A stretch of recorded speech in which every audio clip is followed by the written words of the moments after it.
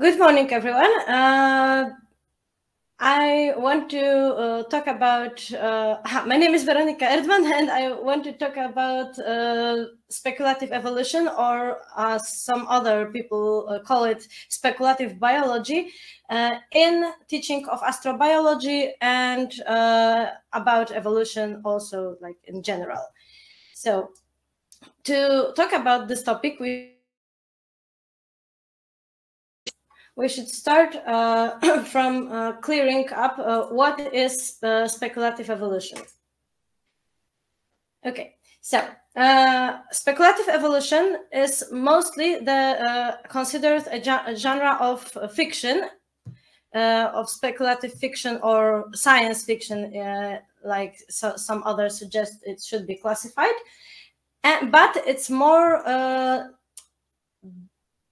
keen to science in many ways than only to fiction, because it's have to be based on science, at least on the scientific knowledge of the time when the work was created, to be as accurate as possible. And here you can see on the screen, you can also see like a lot of book covers, which are keen to a lot of works, or both more fictional, like Time Machine, or more scientific, or at least popular science thing like Future is Wild. And we will talk about it a little bit, because speculative evolution has more than one direction you can follow in this subgenre. We have speculations about future of life on Earth, which were most noticeable presented in the works of Dougal Dixon, like After Men, and also in some TV series like The Future is Wild. To be fair, Dougal Dixon also worked on this one too, so it's still his work, at least partially. We can also speculate about alternative evolution of life on Earth, like in new dinosaurs, or in works like Project Amphibia, which are mostly considered how life on Earth could evolve if something in our past acts a little bit differently. Like in New Dinosaurs, we mostly watch how dinosaurs could evolve if they never die out. To be fair, it also was a point for few popular science articles in the 80s and 70s. Also was one particular author who writes about that if dinosaurs never die out, they could get intelligent like humans, and this was this weird theory of dinosauroids. So it's also very interesting point of view. And also the thing we are, as astrobiologists, mostly interested in, so speculations about life on other planets. And here we also have a lot of works and projects to talk about, like Expedition, which most of people in my generation probably knew not from the book Expedition, but from the TV series which was called The Alien Planet, which was run on, I believe, on Discovery Channel, and which considers like how life could evolve on this fictional planet called Darwin 4. But not only. In brief history, the term speculative evolution or speculative biology was firstly used in 80s by Dougal Dixon in his book After Men. He also was the author of a few other books like Men After Men, which consider the future evolution of humankind. And this was like this first moment when the term have a name. But we also knew that some other science fiction authors gravitated towards this speculative evolution topics earlier, like in Time Machine and War of Worlds. H.G. Wells also write about future evolution of life on Earth and about evolution of life on Mars. And he tries his best to imagine this evolution, how it could work on basis of his own knowledge at this time when he lived. Also, we got this other projects like in the past, like for example, Last and the First Man by Stapleton, or Mars and Beyond, which was animated movie made by Disney company, especially by the animator Kimball, which considered how could life on Mars evolve if we add the water to the surface of Mars. But in that time, so in the like an early late 19th century, early 20th century, we do not actually have a name for it. But later, under the name of speculative biology, we got a lot of different works. Not only by Dougal Dixon, but also by C.M. Cosman, which work was quite influential in the genre, but not in the time when it was produced. Like he wrote this. Sorry, I'm not sure if you see what I'm seeing. Sorry, like he wrote these books in early 2000s, but it got popular like last year in 2021 when it got popularized via YouTube, when one YouTuber started to review it, and later just interest in the topic just exploded, because before the last year, a lot of speculative evolution projects go on mostly unnoticed, and even if artists or writers or scientists interested in the topic work on it, it was more niche thing. But now it's global. Like last year, it got global. You have a lot of memes about it, a lot of new projects which are just sparking out like right now, and it's open a big possibility to get new people into science through this, I don't know how to say it, internet thing, which is going on right now. And to be fair, we see it make some progress in the topic. What is this presentation? So we can use it to educate other people. So how we could do it? The few more noticeable examples were the book All Your Yesterdays, which was follow-up to All Yesterdays. All Yesterdays was more not into speculative evolution, but more about paleo art and how we make a lot of mistakes when we try to reconstruct the species which died out, and we do not exactly know how they looked. But after the book was released, author got a lot of attention from other artists, from other paleo artists, and also from the fans from the internet, because the C.M. Cosman, one of the authors of this book, is very, very popular in the internet, especially in the art community.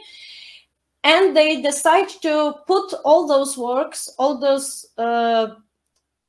propositions of hypothetical species or hypothetical behaviors of non-species, and show it to the world in the book All Your Yesterdays. And this is one of the few cases when totally fictional idea,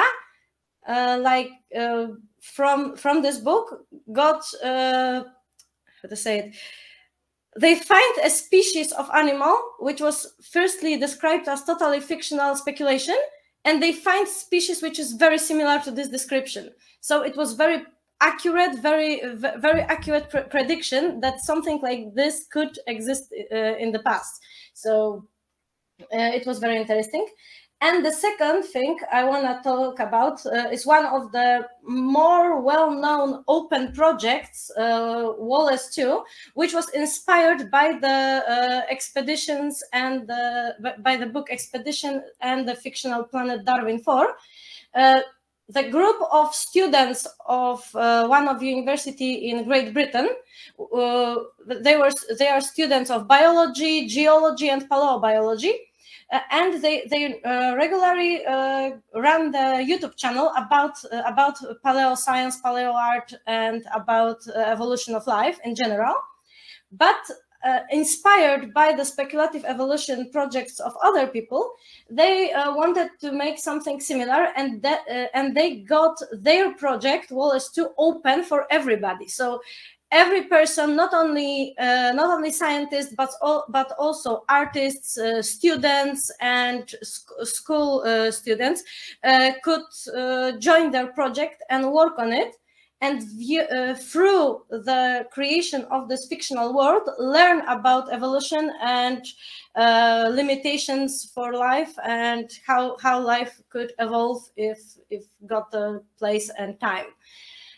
So it was very, very interesting project, and it's one of the ways how we can use it. The open initiatives, which are started by other people, and like I say, Wallace 2 and Project Perditus, could give the information with the chance to learn how evolution works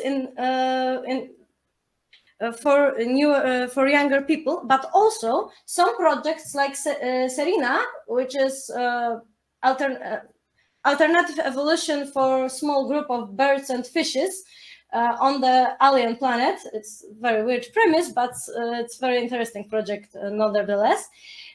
Which was so 2 minutes left. Yes, insects also, they live there also. Yes, they. This project was run by 1 or 2 people mostly, but it was very influential and very open. Like when they think about something new and add it to the world which they created, they very, very deeply described why the species evolved the way it evolved. So it was very good lessons for people who are watching this project. But this is one way. We also can do similar things in class courses with smaller group of people. For example, we can like separate this for 2 main routes, or individual works, when the teacher, for example, says that every single person in the group, in the whole class, have the project to like in, I don't know, 6 weeks, invent, for example, the food chain, short food chain, like for example, 2, 3, or 4 links of the food chain for the totally imaginative planet. When they give the most important information about the size of the planet, for example, atmosphere, possible sources of energy, and so on and so on. And you have some few weeks to write your own small thing. But also you can do it in the groups, like made the more, how to say it, projects for which could run for the longer time for more people, to create like one group got the one planet and have to create one ecosystem on this planet. They can choose from whole place on the planet, for example, but like focus on the one ecosystem, like in the Netflix popular science TV show Alien Worlds, when something similar has been done. And it's very interesting because, of course, you have to always adjust these projects for the age of the students, because it will be different for the students in high school, and it will be different in students at university. Because, for example, if you work with younger students, you need to give them the initial information about the most important evolutionary processes and the most important knowledge about how certain features of, for example, our planet force our organisms to evolve this way or another. But when we work with students at university, especially on higher years, they should know this already, so that we will also a little bit force them to use their knowledge from other subjects as well as possible. And also it is the evolution of the speculative evolution of life on other planets could open our minds as astrobiologists for what we could find in other places, because mostly when we think about things we can immediately test, we still think about more or less life similar to our own, like carbon-based and bound to the oxygen. You have so only 3 minutes left. Yeah, I'm almost finished. Okay. So when we can go a little bit more speculative, we can start to think about other worlds, totally not like Earth. So this is one of my conclusions, like that hypothetical scenarios which we can work through the speculative biology can teach us not only about how life on Earth evolved, not only how it could evolve, like if we take our organisms from Earth and live it from on another planet, but also how life on other planets could evolve. So how to determine the limits of what we should search in our works. But also it's very valued to educate younger students about evolution and astrobiology in general. So I think it's always interesting to consider it as a tool for educating younger generations. Okay, and I have literature and illustrations, most of the illustrations sources here. I also want to point out that there is a list of ongoing projects of speculative evolution on the one of the fandom wikis. So if you want to join certain project, you can easily find it via internet. Okay, so thank you for your attention.